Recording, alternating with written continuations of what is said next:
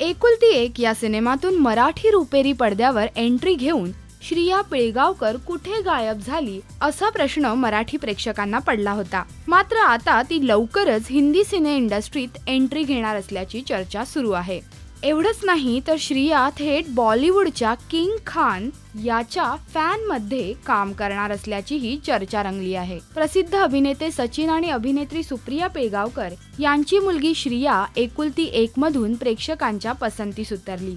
King खानच्या fan सिनेमाची सध्या सगळीकडे चर्चा सुरू आहे।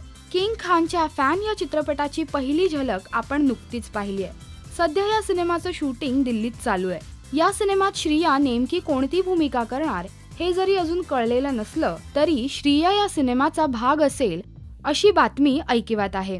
दरम्यान फिल्मशी निगडीत कोणत्याही विषयावर चर्चा होऊ नये असे आदेश यांना देण्यात आलेत। श्रियाने याआधी अनेक शॉर्ट फिल्म्स केल्या, अनेक ॲड फिल्म्समध्येही दिसली आणि नुकतेच तिची भूमिका असलेला एक चित्रपट कान्स फेस्टिवललाही जाऊन आलाय।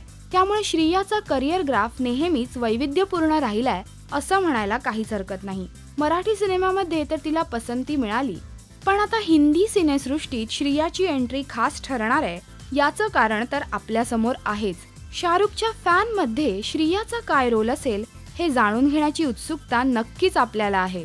लवकरच या प्रश्नाचं उत्तरही आपल्याला मिळेल। तोपर्यंत मराठी सिनेसृष्टीच्या लेटेस्ट अपडेट्ससाठी पाहत रहा राजश्री मराठी।